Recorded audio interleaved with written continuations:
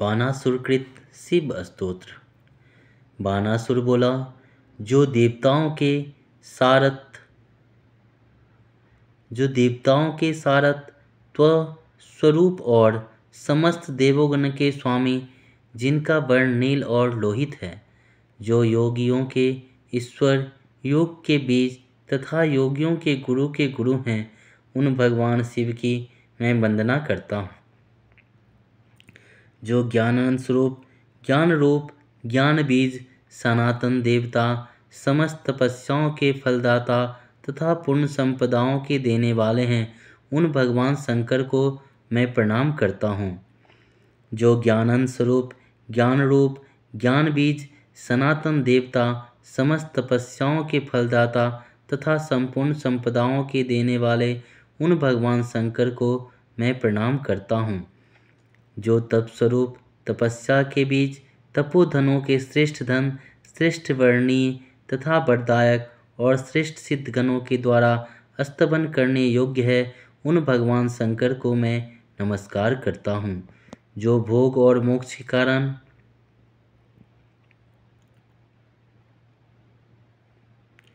नरक समुद्र से पार उतरने वाले, शीघ्र प्रसन्न होने वाले, प्रसन्न मुख तथा करुणा के सागर हैं, उन भगवान शंकर को मैं प्रणाम करता हूँ।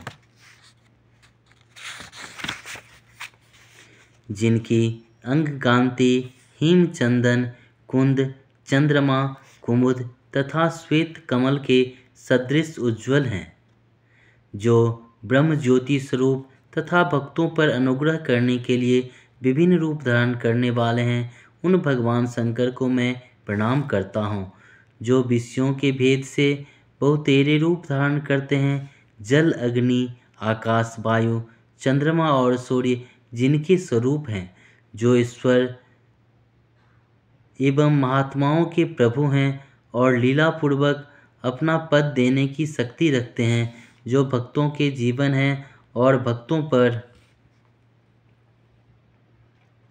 कृपा करने के लिए कातर हो उठते हैं। वेद भी जिनका स्तवन करने में असमर्थ हैं, उन परमेश्वर प्रभु का मैं क्या स्तुति करूँगा।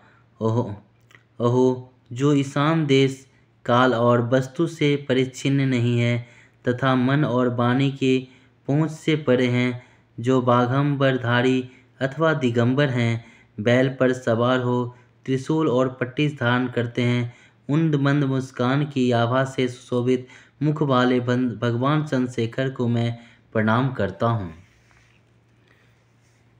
यूँ कहकर बानासुर प्रतिदिन संयम पूर्वक रहकर स्तवराज से भगवान की स्तुति करता था और भक्ति भाव से शंकर जी के चरणों में मस्तक झुकाता था। मुनीश्वर दुर्वासा भी ऐसा ही करते थे। हे मुनि वशिष्ठ जी ने पूर्व काल में त्रिशूलधारी शिव के इस परम महान अद्भुत स्तोत्र का गंधर्वों को उपदेश दिया था। जो मनुष्य भक्ति भाव से इस परम पुण्यमय स्तोत्र का पाठ करता है, वह निश्चय ही संपूर्ण तीर्थों से स्नान का फल पा लेता है। जो हविष्य खाकर स्वयं पूर्वक रहते हुए जगत गुरु शंकर को प्रणाम करके 1 वर्ष तक इस स्तोत्र को सुनता है, वह पुत्रहीन हो तो अवश्य ही पुत्र प्राप्त कर लेता है। जिसकी गलित कोढ़ का रोग है, जो उदर से बड़ा और भारी शूल उठाता है हो, वह यदि 1 वर्ष तक इस स्तोत्र को सुने तो अवश्य ही इस रोग से मुक्त हो जाता है। यह बात मैंने व्यास जी के मुँह से सुनी है। जो कैद में पड़कर शांति ना पाता है, वह भी 1 मास तक इस स्तोत्र के श्रवण करके अवश्य ही बंधन से मुक्त हो जाता है। जिसका राज्य छीन गया हो, ऐसे पुरुष यदि भक्ति पूर्वक 1 मास तक इस स्तोत्र का श्रवण करे तो अपना राज्य प्राप्त कर लेता है। 1 मास तक संयम पूर्वक इसका श्रवण करके निर्धन मनुष्य धन पा लेता है।